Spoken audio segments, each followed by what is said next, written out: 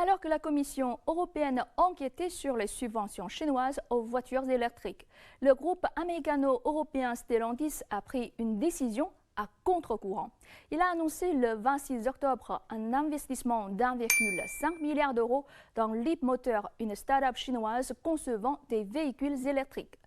Surprenant, n'est-ce pas? Mais si on y regarde de plus près, on comprend qu'il s'agit en réalité d'un partenariat gagnant-gagnant. La start-up chinoise dispose de technologies de pointe sur les voitures électriques. Leapmotor est proche du podium, voilà l'expression du PDG de Stellantis, un groupe qui dispose d'un important réseau mondial de production et de vente. Les deux acteurs sont donc complémentaires et ont l'ambition de travailler ensemble pour accélérer dans l'électrique. Pour ceux qui ne connaissent pas très bien cette start-up chinoise, je me permets de vous la présenter brièvement. Fondée en 2015 à Jinhua dans la province du Zhejiang dans l'est de la Chine, Leapmotor dispose d'un ensemble de solutions pour les véhicules électriques, que ce soit des solutions complètes pour fabriquer une voiture entière ou des solutions pour fabriquer les châssis. Ces 2 dernières années, plusieurs grands constructeurs d'automobiles l'ont approché pour établir des coopérations. Quant à ces produits, ils sont très populaires en Chine, avec 10 000 véhicules écoulés chaque mois. Le modèle le plus populaire est la T03, une voiture compacte. Vendue entre 7 000 et 12 000 euros en Chine, ce modèle d'entrée de gamme a été présenté au salon de Munich en septembre dernier et sera peut-être le premier modèle à se vendre sur le marché européen. Du côté de Stellantis, le PDG du groupe est lucide sur le problème des constructeurs européens qui peinent à produire des véhicules abordables. La réalité, c'est que l'Europe en a désespérément besoin. Avec Leapmotor, nous serons très efficaces en termes de coûts. Le produit est déjà prêt, a-t-il dit en marge de la cérémonie de signature à Hangzhou, dans l'est de la Chine. Le prix n'est donc pas artificiellement bas en Chine, comme l'a affirmé la présidente de la Commission européenne, Ursula von der Leyen, quand elle a lancé l'enquête sur les subventions publiques chinoises.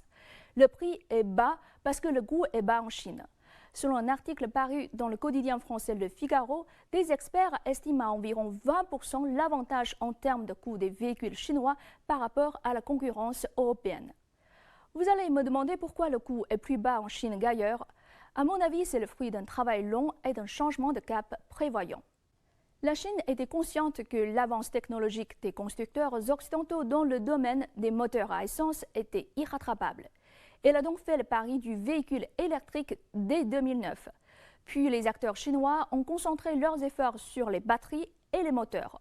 Au bout d'une dizaine d'années de concurrence interne et externe, les meilleurs sont restés.